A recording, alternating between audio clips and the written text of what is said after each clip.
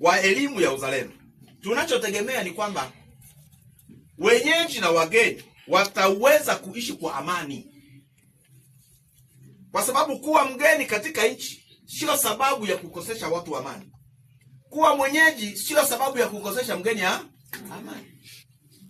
Lakini kinacholeta hivyo ni ukosefu wa uzalendo ndani ya mioyo yetu. Wageni sio wazalendo na wenyeji nao sio.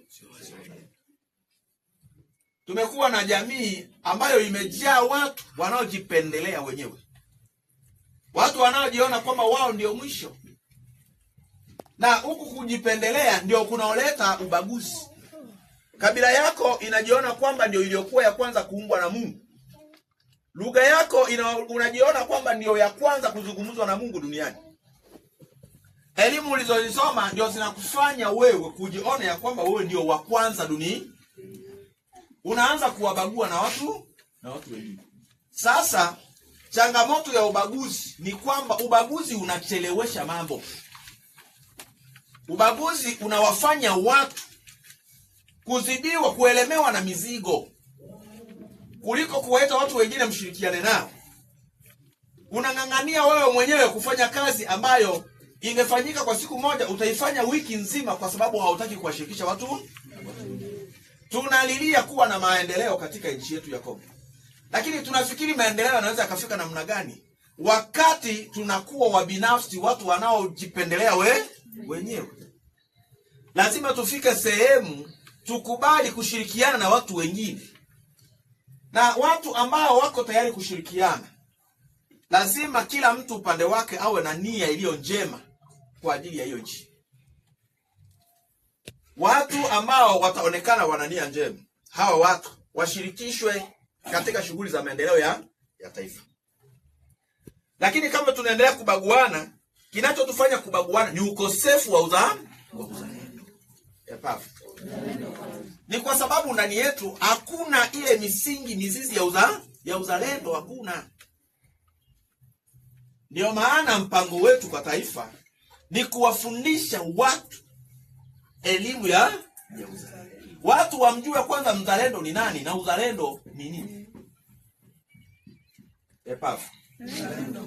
Na hiyo ndio maana tumeanzisha hii ratiba. Tunataka watu tuwe na watu ambao wanaipenda kikamilifu nchi.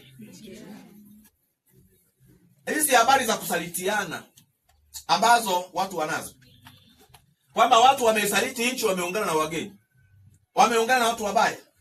Mtu amesaliti ndugu yake amekufa. Haya yote ni matokeo ya kukosa nini? Uzalendo.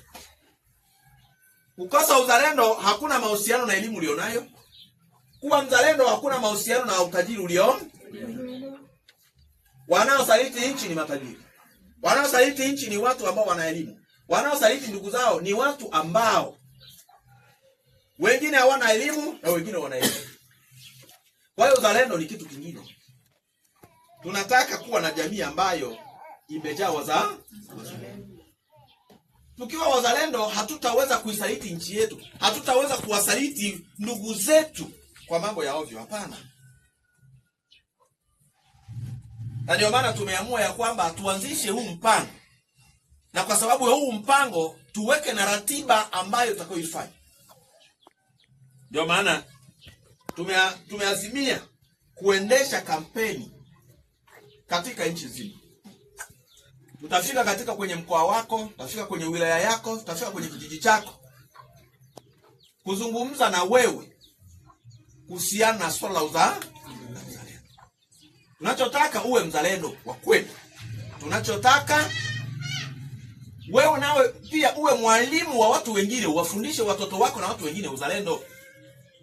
Tunachotaka ni wewe uwe msimamizi, mtu ambaye ana uwezo, mtu ambaye anajitambua vizuri, mtu ambaye anaweza akasimamia mambo yake vizuri.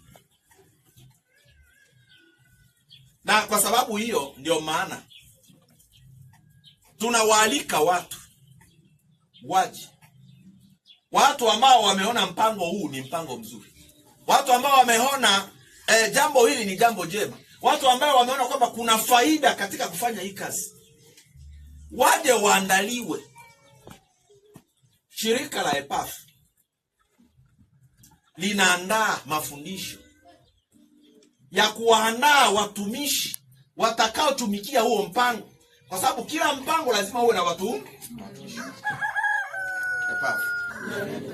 Hatuwezi kufanikisha huu mpango kama hatuna watumishi watakaosimama mbele za watu watakaosambaa katika nchi nzima. Na kabla ya hawa watu kuanza kazi, lazima kwanza wapewe elimu, wapewe nidhamu, wafundishwe hawa watu, kwa sababu ni watu ambao wako tayari kwa ajili ya kazi maalumu. Wafundisha watu kuwa wazalendo sio kitu rahisi. Watu wanapenda kuendelea na chuki zao, watu wanapenda kubaguana, watu wanapenda kusalitiana. Hizo ni tabia ambazo zimekuwa ni za kawaida katika maisha yetu haya.